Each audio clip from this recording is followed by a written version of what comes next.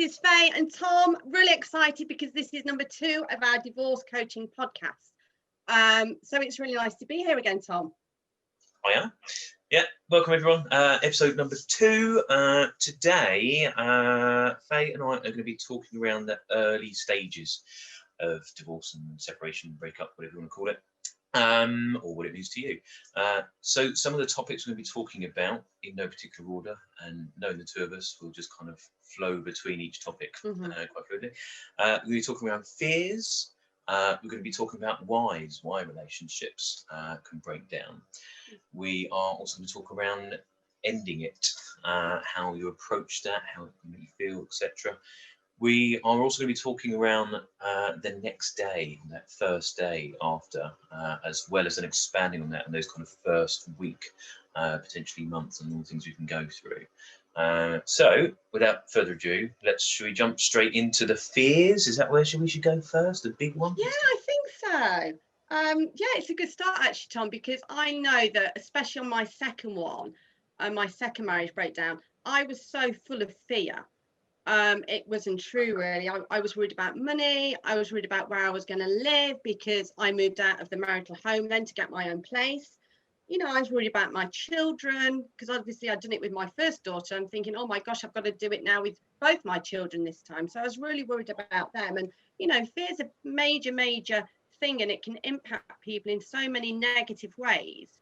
And it really did have an impact on my mental health. And I know we're going to be talking about mental health and things in another podcast. But it's just like, you know, it's like standing on the top of a cliff, knowing you've got to jump, but maybe you don't want to jump. I was kind of rooted. I was a bit like a rabbit in the headlights. Yeah, no, I know exactly what you mean. Funny, when you said when I was my second time around, I thought you were talking about the podcast. I forgot about it. Fears in podcasts as well. Oh my God, we've got to record it and put this out in the world. But no, yeah, exactly the same. I think some of those kind of real obvious kind of topic fears, I think kind of across the board for most people, it's children, if there are children involved, especially if, like you say, second time around, second divorce.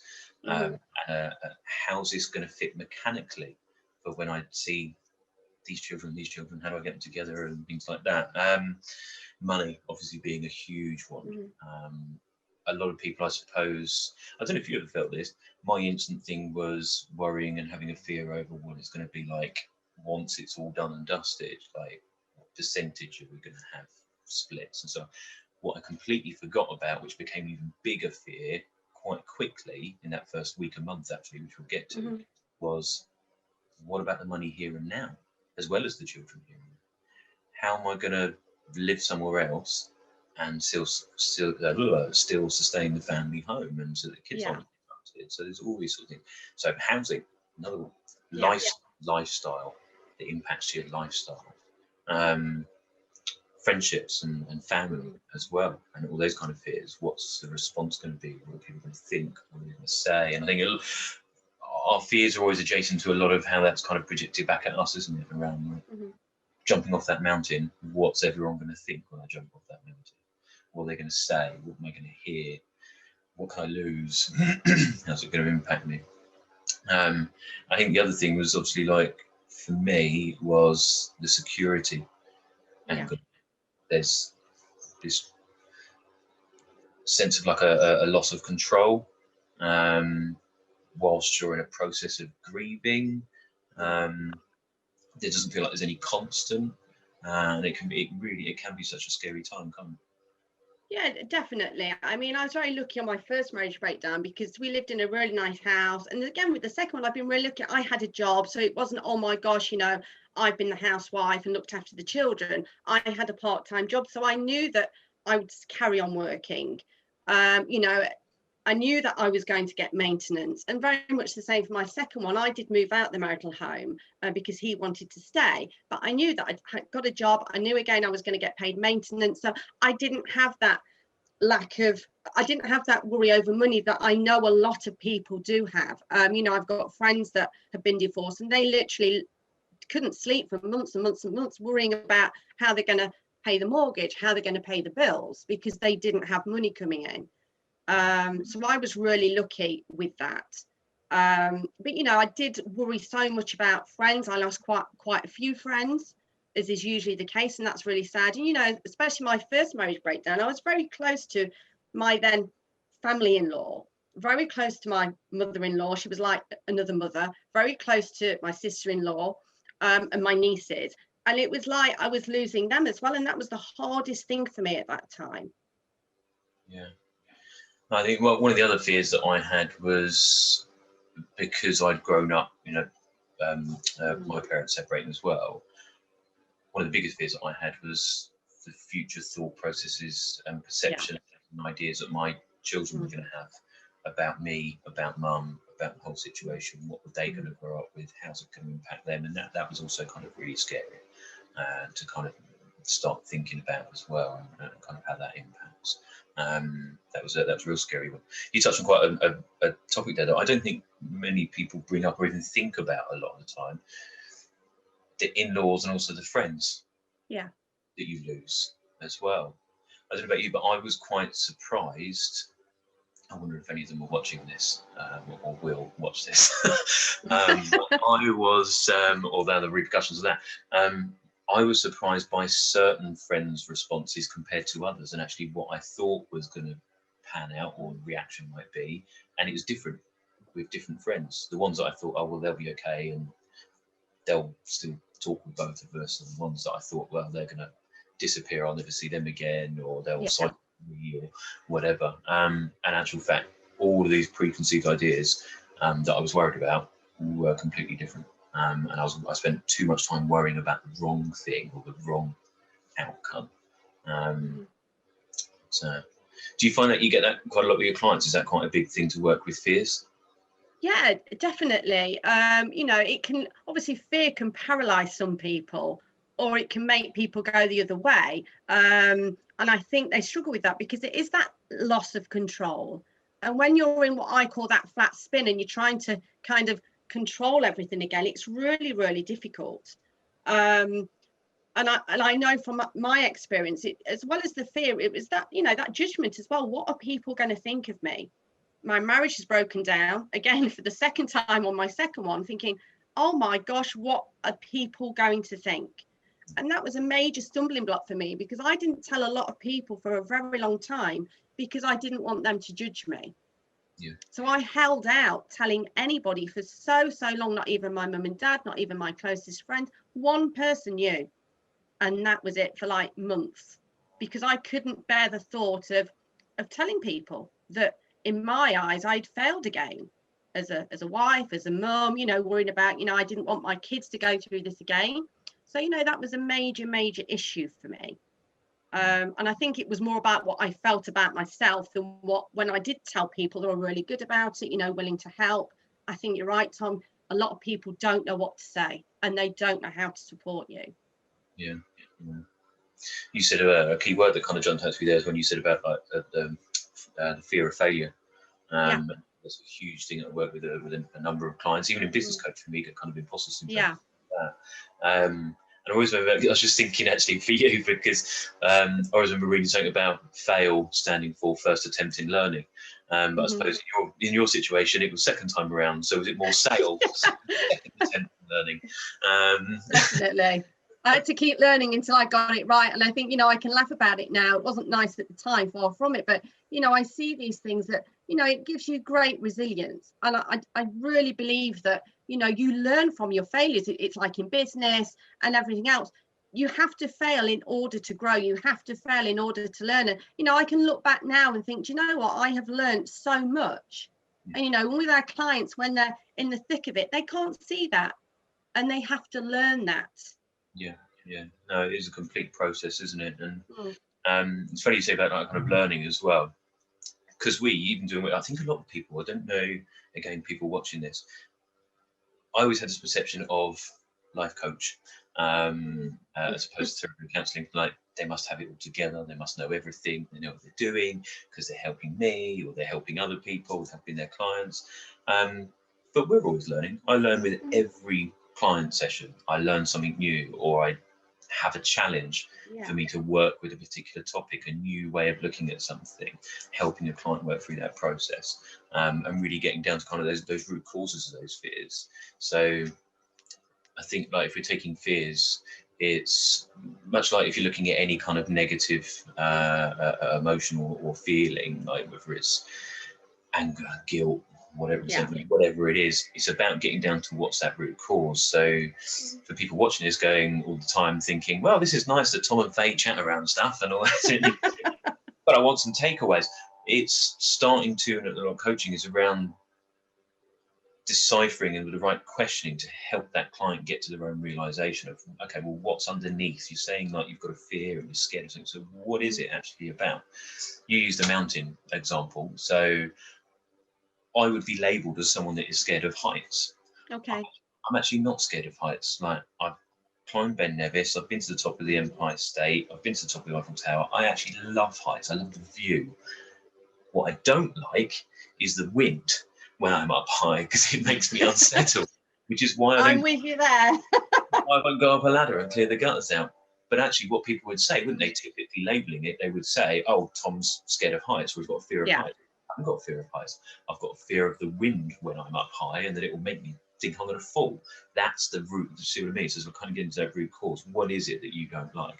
So I can go, basically, I will go up somewhere high not on a windy day. So again, with coaching, it's about helping. Well, where's the solution? Where's the option? Where's the choice? If it's gale force winds outside, I'm not going to go and clean the gutters because I hate the wind when I'm up a ladder. I'll wait for a sunny day.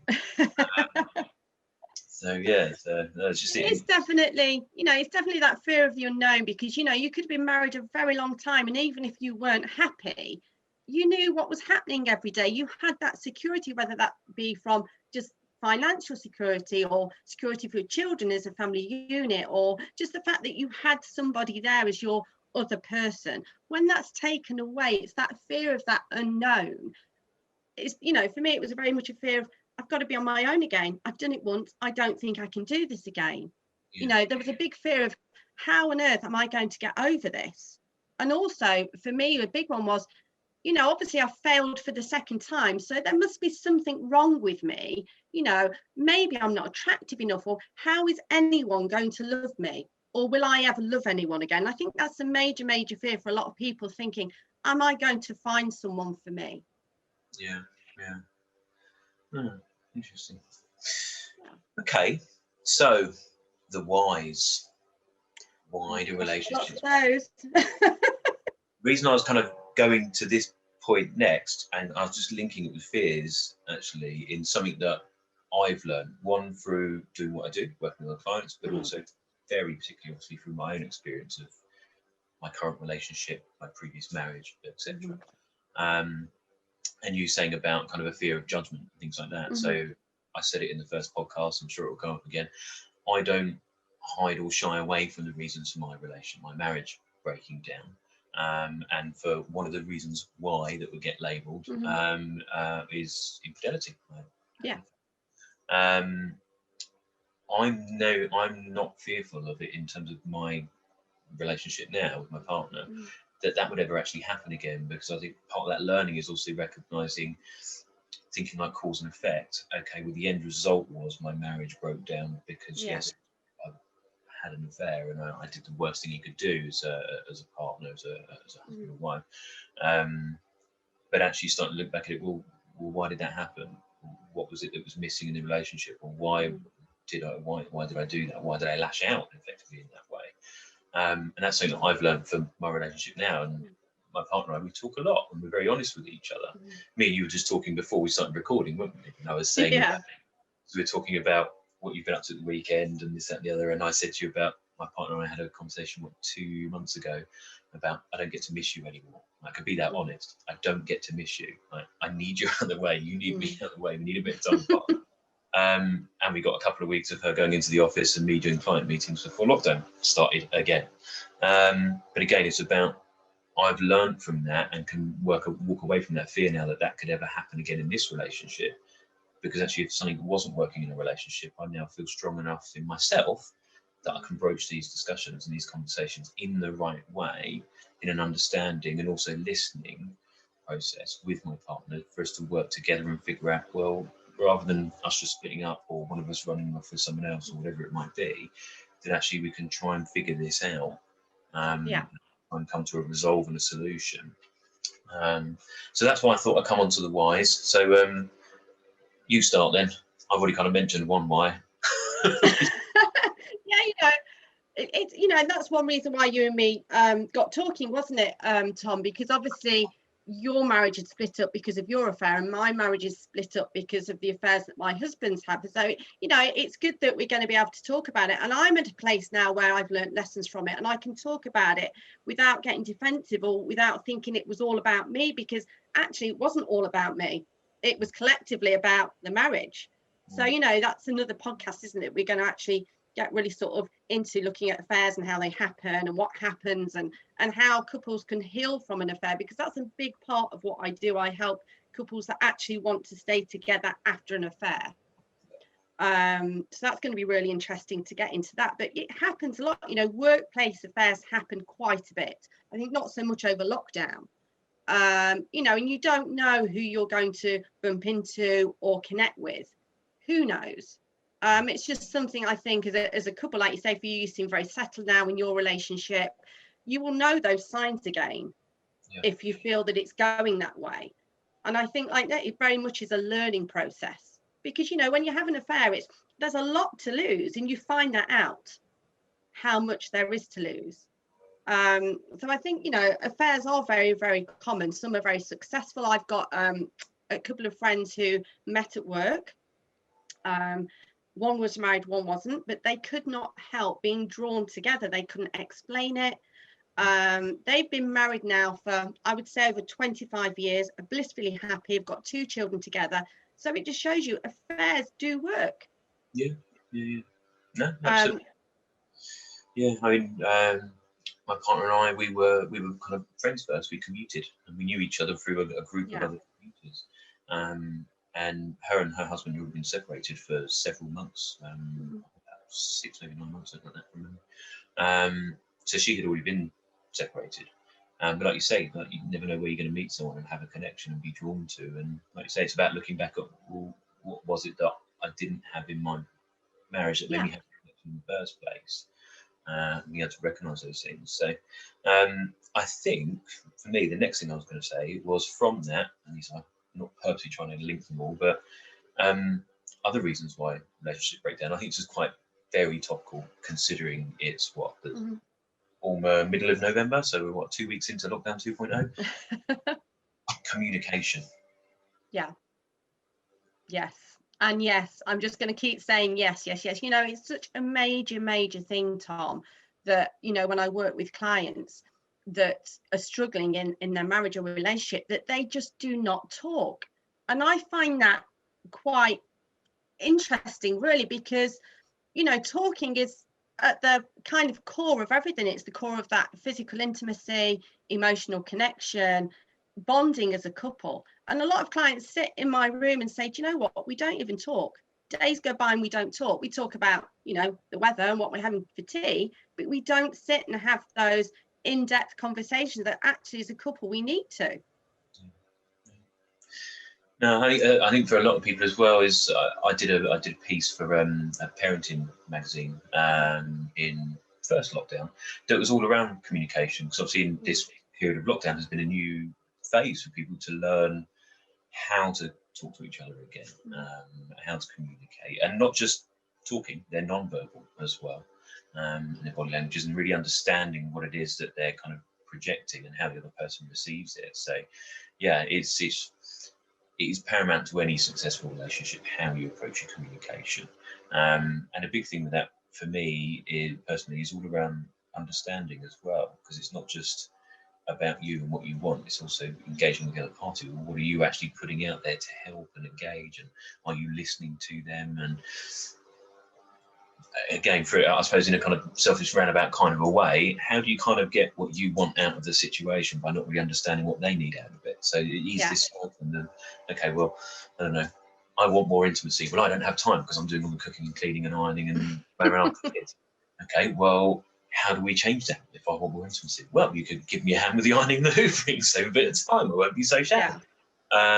Really kind of simple, I know, but it is things like that. And it's about being able to talk to each other openly, honestly, without harbouring any resentment, without using it as a stick to beat someone with. That's I don't know if you see this quite a lot, where it's something that's begrudged, or it's like always reminding someone that you've done them a favour, isn't it?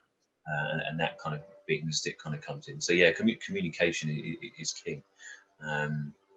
And likewise, communication is absolutely paramount when you're separating and divorcing as well.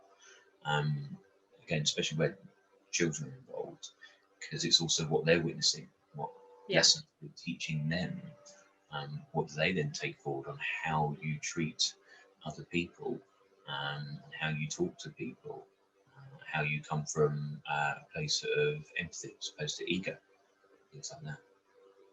Yeah, I think, you mentioning ego, it is a major thing, when couples say to me, and I'm sure they say to you, we cannot talk without getting into an argument. This is when egos get in the way. This is when defense mechanisms can kick in. It's not nice to be told something maybe that you don't want to hear, because you automatically think, oh, they don't like this, or they don't like what I'm doing, or you automatically think of a negative, when actually for them to actually sit you down and say, look, I am not happy, it's quite a brave thing to do. And I think a lot of marriages do split up because one or the other person will not verbalize how unhappy they are. And you have to ask yourself the question, why do they not talk about it? Again, it's this whole fear thing. If I say it, I'm going to make it real, and then I'm going to lose my marriage. I'm going to be judged. They're going to question. Yes, definitely. I'm not going to have safety. I can't talk to this person openly. No, absolutely. Okay. I think that kind of links into where a lot of people, again, we drifted apart. Mm-hmm. Yeah. We drifted. And again, that's about communication. It's about intimacy. It's about being open and honest with each other. It's not to say that, when I've had people say to us before, but we don't have any of the same interests, or we don't have any of the same opinions. Great. Now you've got loads to talk about. Exactly. People do drift apart, and I think that's because we as people, we change. I got married for the first time to someone I knew from school. So we met when we were both 18. We got married at 22, which was very young then, but that was kind of the thing that we did. We'd left home and got a house and a mortgage by 19. And, you change as people so much, and you do drift. And, it's what I call relationship autopilot. Life gets in the way. Jobs, kids, bills, family, and you're finding that you're doing the same thing day in, day out, because it's easy, because it's what you've always done. And then you sit there thinking, oh my gosh, 5 years has passed. I don't even know whether I love this person anymore. Yeah. And I think it's a big wake-up call. And I think lockdown has highlighted that for a lot of people. Yeah.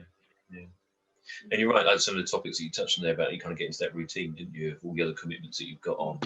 And all the things you've also got to be seen to be doing. You've got to be seen to be having the house, having the cars, having the holidays, having the lifestyle, like your Instagram best life, and all of that as well. So then you're kind of living up to an expectation that you yourself have actually created out of fears, and out of a lack of communication, potentially. What do we really want? What do we really want in our marriage? How do we want a relationship? How do we want it to be? What do we want it to look like, etc.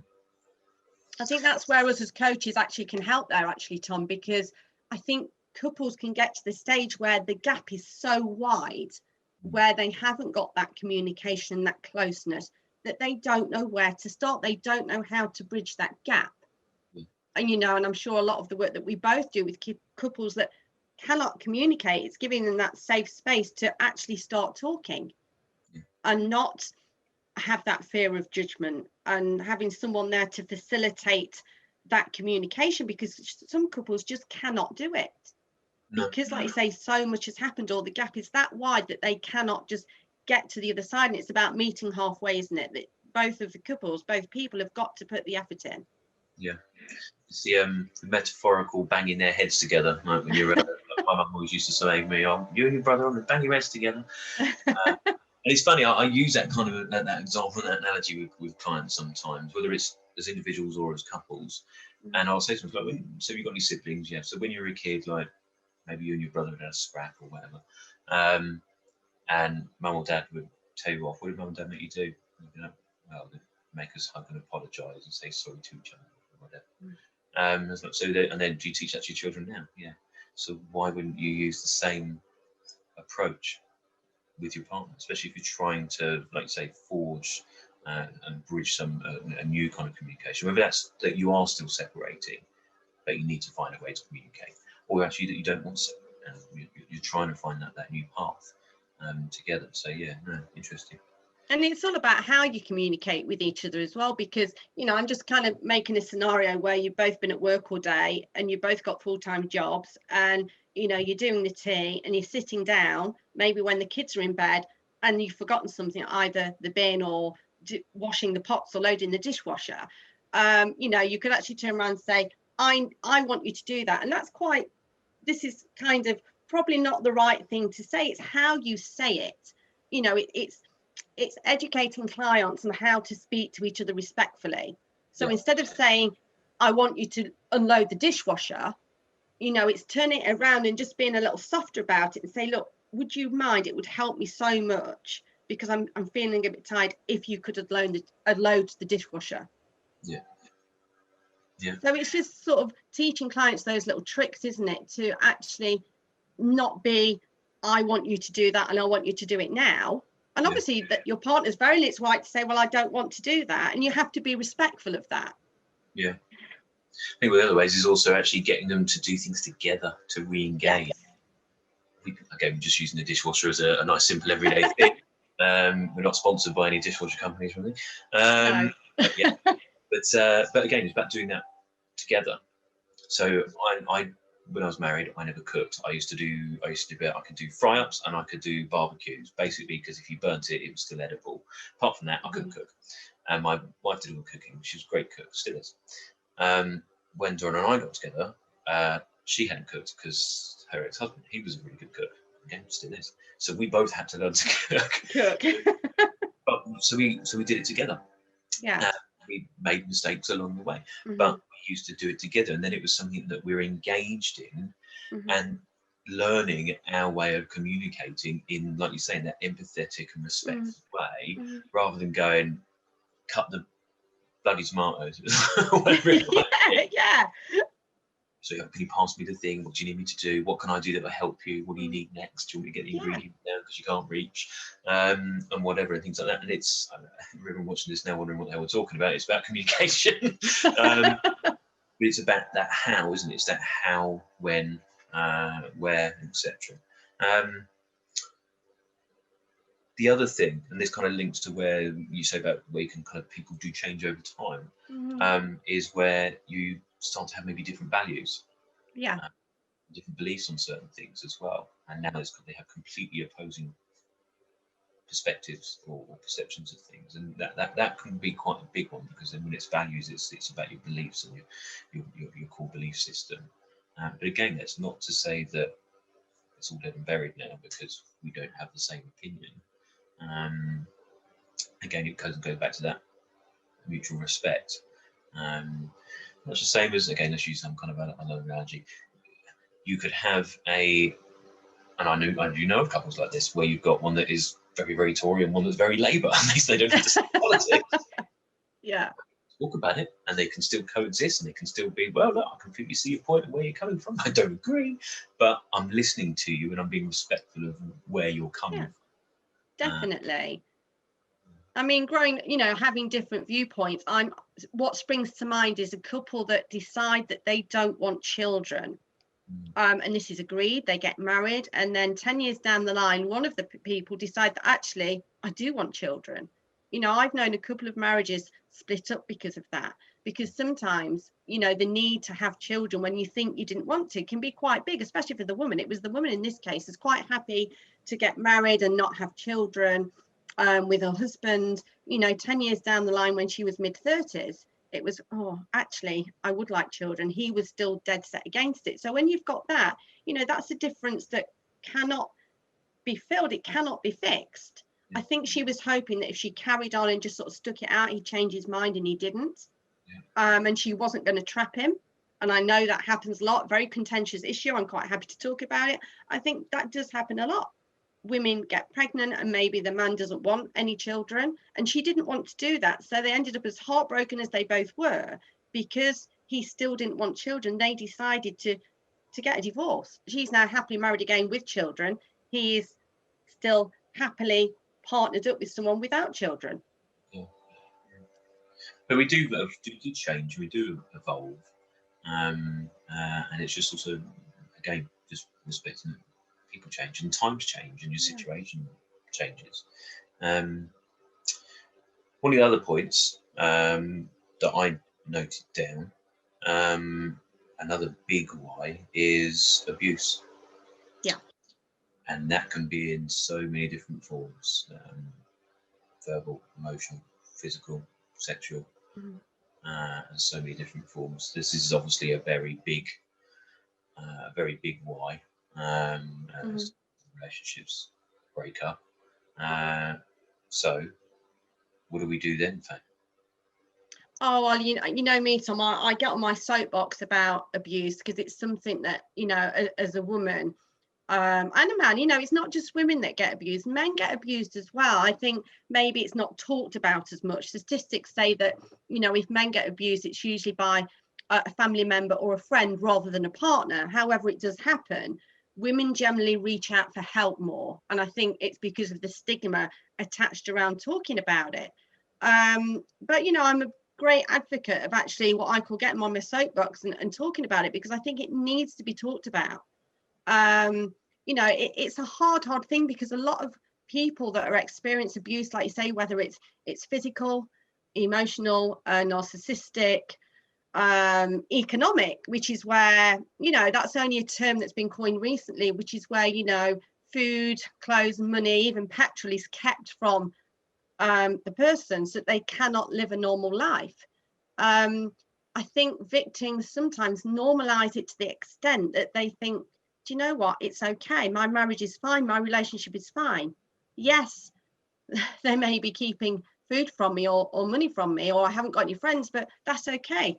They normalize it to a point where it can be that bad that something happens when they actually think, do you know what, this isn't right. Yeah. Or friends and family say this isn't right. You know, I have a lot of clients that are suffering from abuse at the moment, and they're in marriages and they don't know what to do because they've got children, or like you say, it's the whole fear thing. I'm going to be on my own. What do I do? But I am not happy. And it's about them finding their strength, because when you're being abused, you haven't got any self-worth. You kind of get to thinking, well, actually, that's okay because I'm not good enough. Or it's me, I'm to blame for it. And that's a big part of recovery in the work that I do with clients that are being abused, because they have to find their, what I call their inner lion, and start to stand up proud and say, this isn't right, and I'm worth more than this.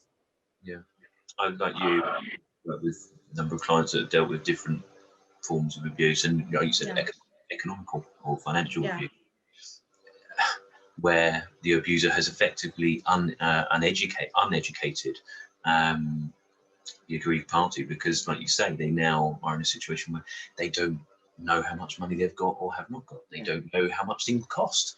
They don't even know where to begin. So it's not like they can even start to think about, well, if I did leave, I could afford an apartment in this particular area. And things like, they don't have a clue, and it can be really, really daunting. I mean, I've had people, I think I was going to before, who have actually even said that I think I might be abused, but I don't know. Yeah. And because they've not even recognised, they're not, like you said, they're not even there yet, that other people are trying to point it out or trying to get them some advice and things like that. So I suppose my kind of jumping on there and standing on your soapbox with you for a minute. You're very welcome. There's loads of room up there. It's a digital soapbox. If anybody is watching does have, if you're having that slightest doubt or question mark or thought of, that might be me, that I could be in that position, or I don't know, or even you categorically do know this is you have no idea where to start, reaching out to someone like Fay or myself. I know both of us do free consultation discovery calls in the first instance. Even just that, reaching out to someone for that first call, maybe just give you a little bit of strength, a little bit of resource, a little bit of help. So please do. And likewise, we can also signpost you and point you in the right directions of other forms of assistance that are out there for people suffering from abuse. Keeping on that abuse angle, actually, what about self-abuse? Drink, drugs? Yeah, addictions, isn't it? You know, that is a major cause of marriage breakdown. And, you know, if you've got someone who is an alcoholic or does gamble or is addicted to pornography or drugs or anything like that, you know, it can cause huge strain on marriages, because there's a certain amount of deceit and lying that goes into not telling the other partner the severity of what's going on or normalizing it. No. And again, I think it also links back to what's taken them down this path. Because there's always something behind the curtain, isn't there? There's always right. Okay, so what's the motivator, if you like, for that drinking, gambling, pornography, drugs, whatever it might be? What is it that's happened or hasn't happened, or what's missing? And again, this can link back to communication. It can link back to fears. It can go back to abuses in adolescence, etc., and all those types of things. But again, it's about trying to figure out, well, what's the why behind the bigger kind of issue, the big thing that everyone can see? Well, what else is behind that? So how do you help someone move forward from that, to really understand it and then evolve from it so they can move forward? That's it. And again, it's like abuse, you know, people that are alcoholics or do use substances or drugs, it's getting them to admit that they are. That can be the first stumbling block, because if you've got someone that cannot admit it and doesn't think that there's anything wrong, you've got a major problem. You can't help somebody move forward until they admit this is what is going on. No, absolutely.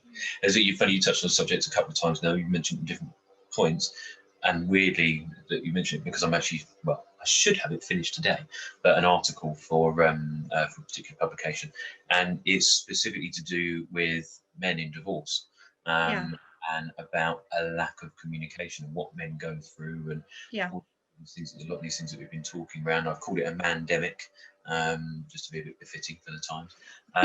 But there's a lot in there around the really scary mental health and suicide statistics related to men, which everybody knows about. They're out there and constantly kind of spoken about. And all these different themes that we kind of talk about have been in this article anyway, as well as some others. And a lot of what it boils down to is the fact of not talking, not broaching the subject, not, whether that be for resources of a coach, someone that helps you decipher what the options and the choices are and helps you rebuild that and focus and get your focus and realign you and help you find your strength, or if it's an outlet in terms of venting and just releasing some of the stuff that's going on in here and in here. But we don't, men typically don't. And I've put a piece in there around how kind of it's a bit systemic, kind of through how we're raised traditionally. Media and films and magazines and now Instagrams and everything else, that it's that big boys don't cry and that stigma that men don't talk, you've got to be strong. And I think also for a lot of men, I find that men that I work with, I don't know if you find this, divorce and separation, I tend to find, I think it impacts men more because we don't know how to talk. And even when we do start talking, we're kind of having to be re-educated, because I think from everything I could find research-wise, it's part of womanhood, if I'm correct, that actually it's okay to talk to your fellow female. It's okay to let out some emotions. It's okay to cry. It's okay to not be okay. It's okay to get pissed off and let it out. Whereas men, it's no, you've got to be strong, but you've got to be sensitive. You've got to be a rock for everyone, including yourself, and you can't be seen to fail. And I think that they lose a lot of their identity. Because that whole like hunter gatherer, strong, etc. type, it goes, and now they don't know what to do with themselves. I found some other statistics that says about how quickly divorced or separated men, comparatively to women, how quickly they go into new relationships. Women tend to take their time. They figure out who they are again. They reach their own strength and they get their own resources because they go out and talk and they figure it out and they work through it. Men just go, well, the only person I've used to talk to is my wife, so I'll get another one. And yeah, they'll fill that space, won't they? Exactly. I mean, you're totally spot on. You know, I've got, again, that's something that, you know, we're both big advocates of, is getting men to talk. And I think, you know, you're totally right. Men will internalize everything.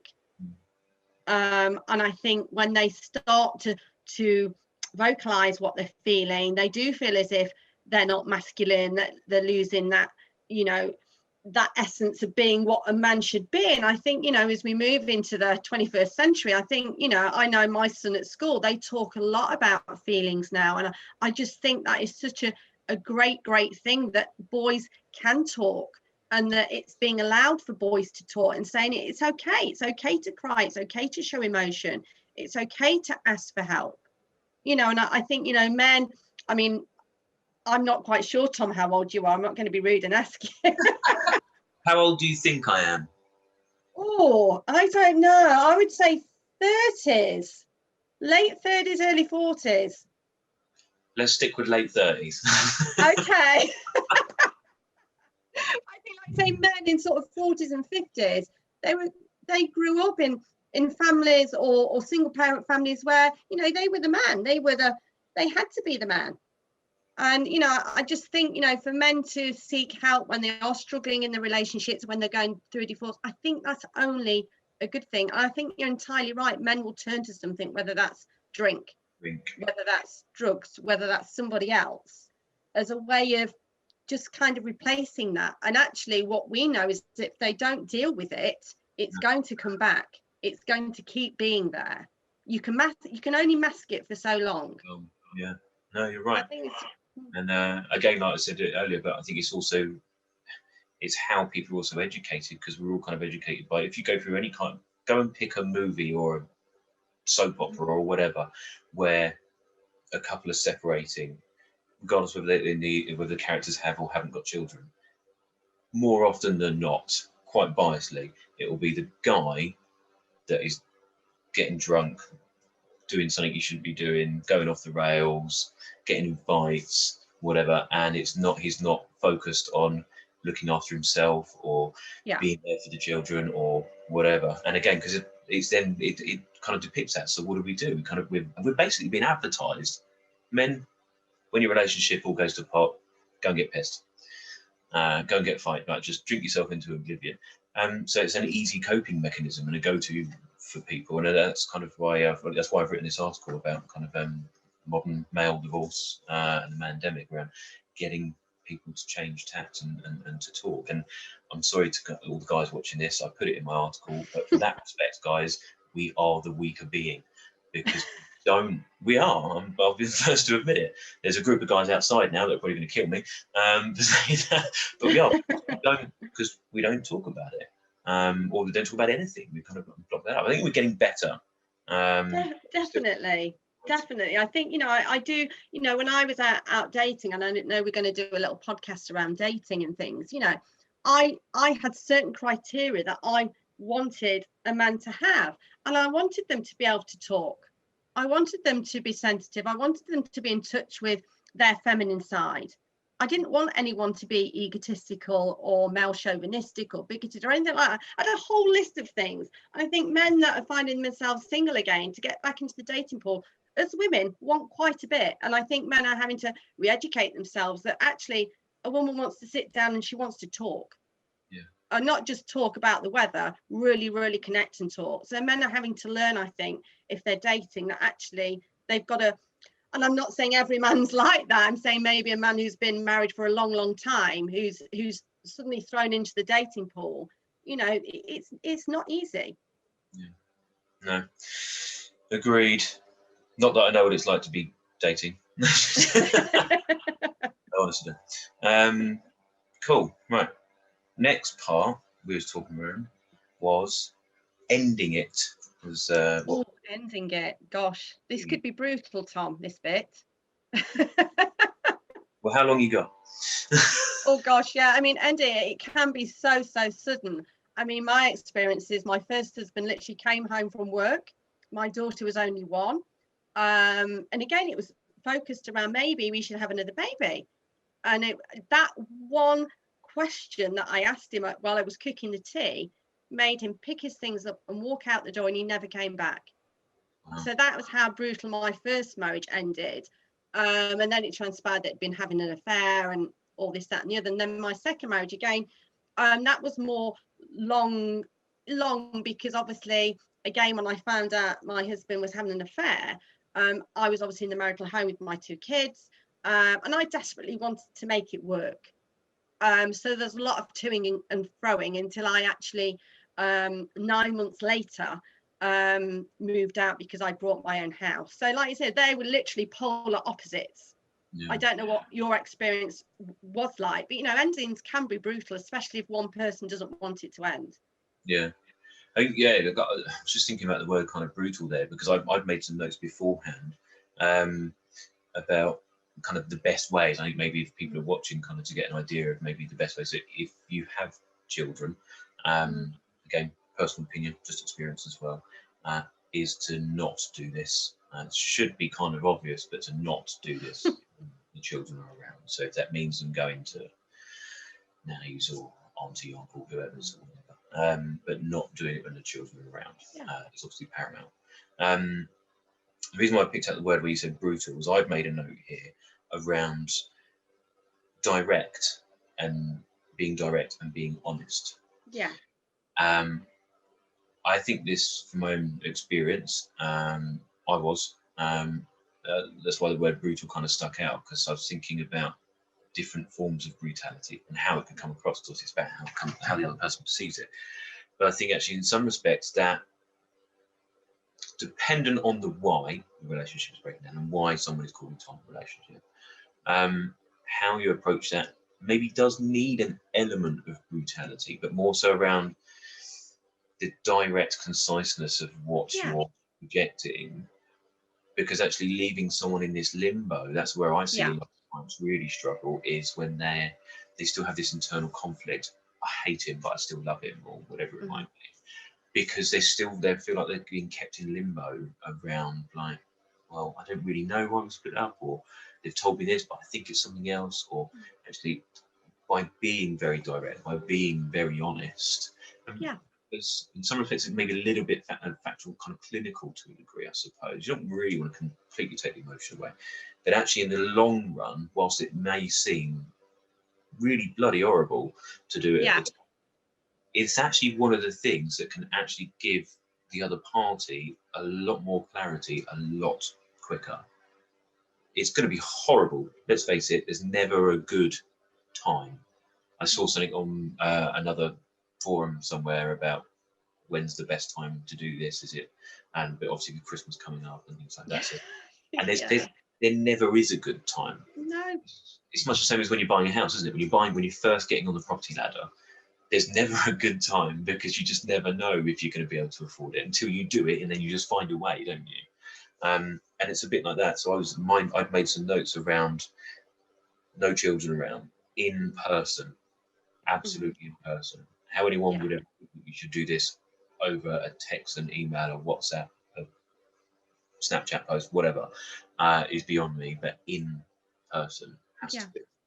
Yeah. And I always think, Tom, you put a lot into getting married in the first place, or building your relationship in the first place. Actually, you need to respect it and give what it deserves. That if you are going to end it, or telling your partner you want to finish it, then respect that. You have got to tell them face to face. And I think you're entirely right with you saying, be honest. You've got to own that.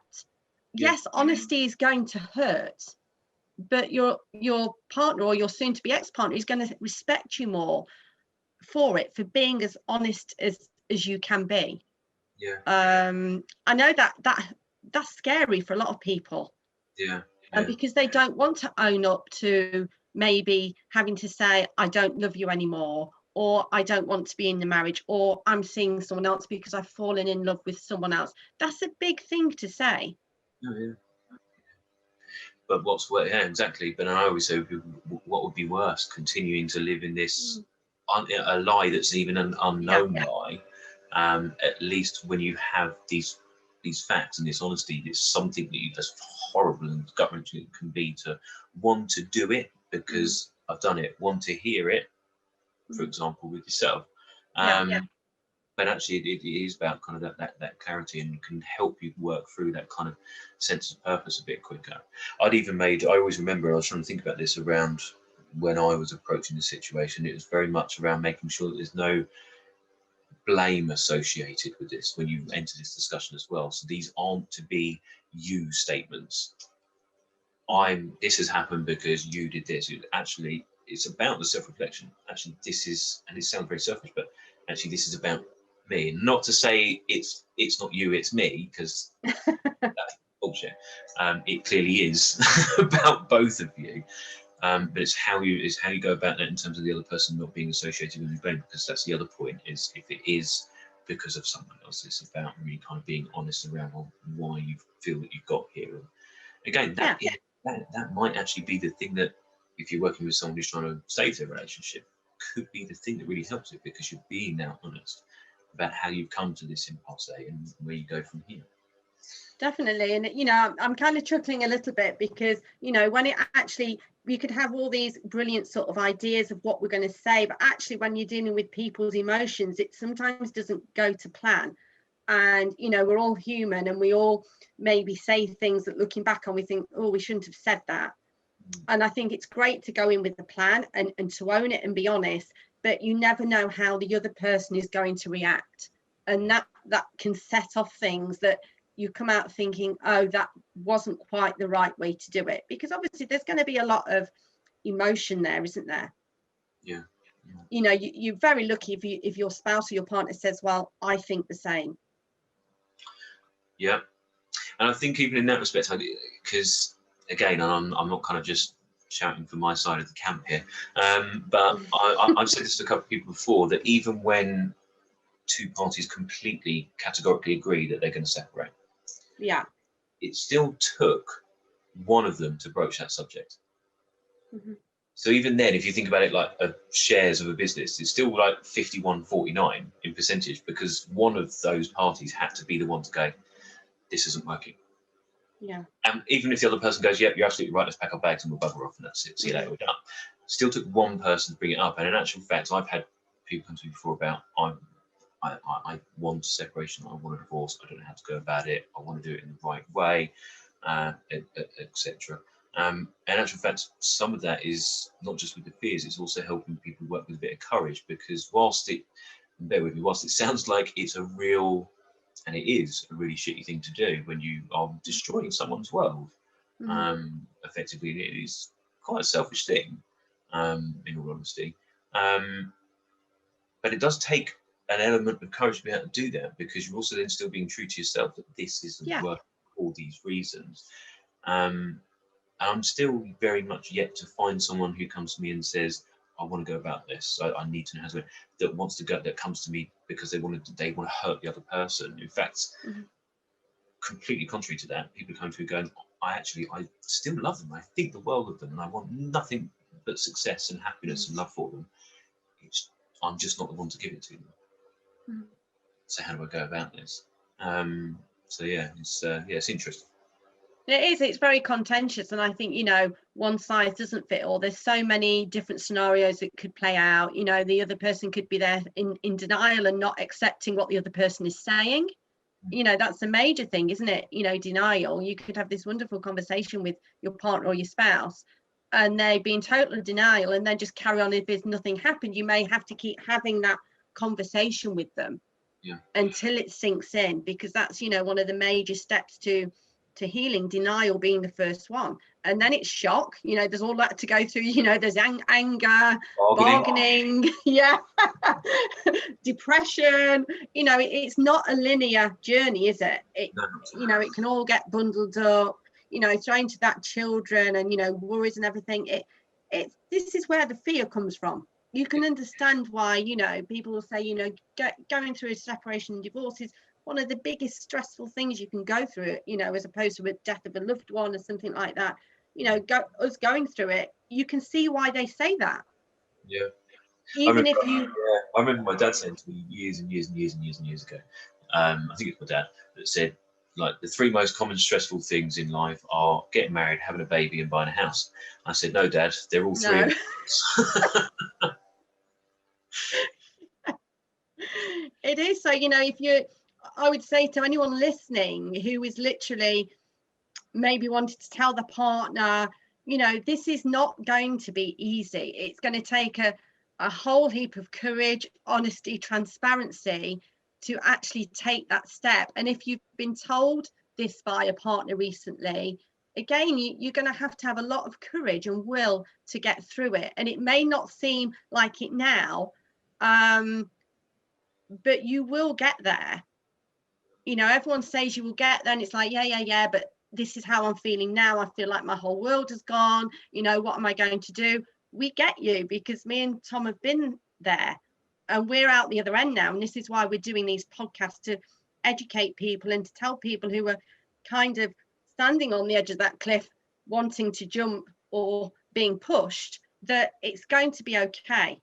Yes, there's going to be bumps. Yes, there's going to be days where you think, I can't do this anymore. Yes, there's going to be a whole heap of mental health issues maybe rearing its head. And we're going to do a podcast on that, aren't we, Tom, actually? Mental health. I'm also wanting to start with a new analogy rather than the cliff of being pushed or jumped. Maybe we should make it a diving board, because at least you're going into the water. Yes, maybe. You know, it's scary. And I, you know, work with clients, I'm sure Tom does the same, of turn it into something that is exciting. And that's why it's scary, because you're doing something that you haven't done before or you're not used to. I see my life now as, yes, I'm single, yes, I've got a partner, we don't live together, but I love my life. I love the fact that every day is different, that I'm learning, that I'm growing, and, you know, I'm excited for the future. And, you know, that's what we want to do with our clients, isn't it, Tom? Get them from that place of despair to that place of, actually, I'm happy to be me, and I'm looking forward to the rest of my life. Yeah, absolutely. Definitely. Right, we had 2 more topics, didn't we? Which was the next day and the first week. I'm also conscious of the time, because this is a longer one than I thought we'd anticipate. No, me too. That's all right. The next day. The next day. What to expect. Oh my gosh. I almost said what to expect when you're not expecting. I don't know about you. Expect little to no sleep. Yeah. Yeah, I think that's right. Expect no sleep. And in my case, it was, I didn't eat. I couldn't eat because my stomach was just going the whole time. Must have my notes here. Exhaustion. Yeah. You are going to be. One of the things that I was really, really surprised about going through my divorce and my separation, I never fully appreciated, understood, or even respected how much your emotions can physically drain your body. Yeah. I'll be honest, I didn't sleep very well. Again, honestly, I was doing the man thing. This is before I learned to talk. I was probably drinking too much. In fact, that's a lie. I wasn't probably. I was. I wasn't eating very well. I was eating quite a lot, but I wasn't eating the right stuff. And all of that mixed with just like the brain drain that would also then come out physically. My bones would ache purely just even from the emotional side. I never fully appreciated or respected how much your body gets physically drained through the emotions that you go through. I never expected that. It was the biggest learning I had at the time. Yeah, I'm a big advocate of this as well. You know, I ended up in hospital. Probably it was a few days before Christmas, strangely enough, my first Christmas after my second marriage breakdown. My body just gave up, I think, under all the emotions, all the negativity, all of the pressure, me moving house, me trying to keep everything together. I literally woke up one morning and I couldn't move. I was in absolute agony. And I thought, what the hell am I going to do? Because it's Christmas in 2 days' time. So, you know, it can affect people massively. I know one of the things that I went through as well, Tom, the day after, my head was full. My headspace was full of questions. I wanted answers. Yeah. And I couldn't get my brain to stop. And that's why I couldn't sleep. I couldn't eat. And I felt as if I needed closure, that I needed answers to things that maybe I was never going to get. Or You feel like you needed them instantly, like, I want to know this now. yeah, I did actually, which was really odd. I think it was because obviously finding out about another affair of my husband, I kind of thinking, well, why? I was kind of a little bit stunned. Why has this happened again? I kind of needed answers and he wasn't ready to give those. So that took up a lot of my energy. And it was quite hard working through that to be able to function, like you say, as a mum, doing the usual mum things, going to my job. So, you know, I would say a lot of people will have their headspace just full of questions. Yeah. It's the why, isn't it? It is why. Why has this happened? I remember you said about hospital. I had, to be fair, off topic because it wasn't the next day. It was actually about a week before that conversation was had. Yeah. I had a panic attack at work, and I back then I used to work in the city. I worked in recruitment. I was the director of a big award-winning recruitment business, and doing the same as what I thought was success back then, climbing the hierarchical ladder and working the city and all the rest of it. I had a panic attack, and I clapped in the office, and we had paramedics come out and put all this sticky stuff on me, and had to go to the hospital and have ECG or whatever it was. Yeah. And it was like, well, he's at the time he was what, 33, 34. It's like way too young to be having a heart attack. But yeah, it was just all of this physical impact from the emotional situation. What was the other points I was making around? I've lost my train of thought there. The very next day, and this is important, whether the children are with you or not, and whether you are on which side of the fence you're on, I made a note of not telling the kids yet. Yeah, I was the same. I didn't tell my kids for ages and ages and ages. Again, through fear. I thought maybe we don't need to tell them yet. Maybe we'll get back together. It's that unknown. You're not quite sure how this is going to play out, and actually, why bring the kids into it when you don't need to? Yeah, I've tend to find with a lot of clients where I suppose if let's say if they are the aggrieved party of the situation, that have said to me about, well, I'm telling the kids straight away, he or she's going to pay for this. They're going to learn. Yeah. In doing that, whilst trying to give the other party payback for how they've aggrieved you, I completely get that and I understand it, I really do. But actually the people that lose out of this situation isn't you or the other party, it's your children. I always remember this wasn't the next day, this was some week, 2 weeks, whatever it was later, no, some point within the first month. I can't remember off the top of my head when it was now. My ex-wife and I had agreed that we would tell the children together. We would agree on what we were going to tell them. And I think it was probably within about the first 2 weeks, about 10 days, 2 weeks. And I remember going round to my former matrimonial home, going to see the boys, to read a bedtime story and tuck them in, and what I would do every night in the kind of state of execution period. And I always remember coming to the door, and they used to come over and run over and give us kisses and cuddles. They weren't. Sam was on USB-C, and Will was in the living room crying. Yeah. And talk to me, wouldn't even look at me. And then, and I'm not saying this to point the finger out because we've spoken about it, so it's not a blame thing or anything like that, but I just remember it so vividly and why I'm really paramount about parents doing this together and agreeing on it and not doing it too early. I completely get it. She was really, really angry. I was the worst person in the world to her, so I completely get it, and it's payback to me, and I completely understand it. But Will had said to me, Mummy told me you don't love me anymore and don't want to live with me. That broke my heart for him, but also for me. and then also that's something he will now learn. He'll take that forever, and I can't do anything to change that or take that away. Yeah. That he will forever, that will be his first ever memory of this whole situation. And again, this isn't about me saying that she did right or wrong. It's, I completely get where she was coming from. And we've spoken about this, and we now get, and we've agreed, and I don't know anyone that wouldn't, that actually who lost out there was Will. Yeah. It totally isn't. It's hard. And again, it's going back to we're going to say things. I know I did, and I'm sure we'll talk about it when we have our podcast on children, did things that maybe in hindsight I shouldn't have done. And it's coming from that place of pain because of how awful you feel. I mean, I was really lucky with my first one because my daughter was only 1. She didn't understand. I didn't have to sit down and talk to her. All she knew was that Daddy wasn't there. So she used to ask constantly, where is he? Where's Dada?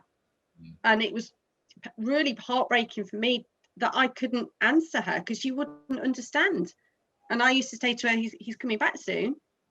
That must be really different. That must be like, I was rewatching a program recently, I can't remember what it was now, and the character in it, their elderly parent had Alzheimer's, and I was just thinking that must be like trying to live with someone who's suffering from Alzheimer's or dementia, that type of thing, because they're constantly asking you, well, why? Yes. Where are they? And you're now reliving this situation over and over.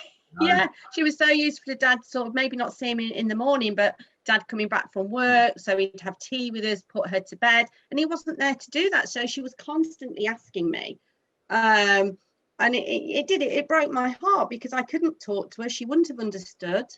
So that was quite a major thing with my son because he was about 6. It was harder because my daughter was maybe how old is she? 12. So she could see how distressed I was. She could see that I'd go away to my bedroom and cry, or that I'd be crying at night time, and it'd be, are you okay? And it's really hard to be strong and say, well, yeah, I'm fine. But, you know, as they get older, they notice things, don't they? And, you know, my youngest would say, why are you crying? Has Daddy been mean? That kind of thing. And that's really, really hard to answer. Yeah. So I think, you know, whatever age your children are, it's hard. Yeah, yeah. I think the thing with the next day, one of the other points around that is decluttering. A lot of people's go-to is instantly, well, take off all the pictures off the wall, take all their stuff, shove their shit in the garage or yeah. But again, in that scenario, it's just pausing for a moment and just remembering, well, for what purpose? What does this actually, what positively does this serve? Yeah. What's it also negatively impacting? All right, well, if we haven't decorated for a couple of years, there's probably going to be a bit of a patch on the wall. Yeah. Down the wedding picture. That's a real life quote with an experience. But also, you're then changing, again, with children involved, because obviously we're both parents, so it's important to us. But you're changing that environment, which is only going to bring even more questions to your own doorstep.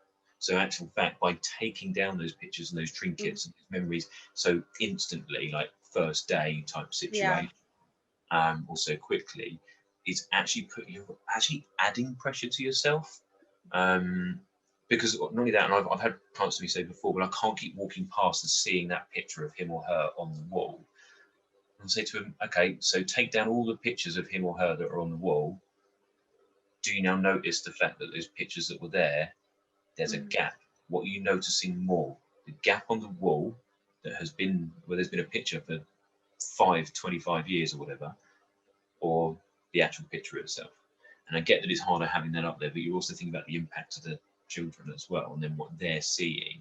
Because again, it's those lessons that we then teach them, don't we? Because then that now forms part of their values hierarchy and their belief system of, well, when you're going through loss, you sever all ties. You don't learn to go through the process of things. Yeah, so, you know, clients want to rush it, don't they? And we try and say to clients, you know what, you shouldn't rush it. You've got to accept where you are in that given moment and let things, you know, own it and process everything and not try to rush things, because, you know, who wins by rushing things? If you rush things, it isn't done properly. And you have to just kind of take your time and take each day at a time and process each day, because your feelings you're going to go from the first day through the next 6 months, they're going to be different every single day. Yeah, sometimes hour by hour. Yes, in my case, I think. Yeah. You know, we've covered a lot, and you know, I'm getting excited now, Tom, because I've got to go and pick my son up, and I've not seen him for a week because he's been at his dad's. Yeah. That's how we do it, especially with lockdown again. It's just easier. I've missed my son, so I've got to go and pick him up. And the first thing he'll say to me is, "What's for tea?" That's the first thing he'll say to me every time I pick him up from school. But no, it's exciting, is it, when you haven't had your children? Even though I've had my time and it's been great. Now I've got to put my mum hat back on and cook the tea. You go and you go and do your mum bit then, and put your mum hat on. We have got obviously other podcasts coming up. In fact, We have. We've put a note down for one in January of something I was again educated on only 3-4 minutes before we started recording today. Which was, did you say it's LAT? L-A-T? Yes, LAT. A LAT relationship.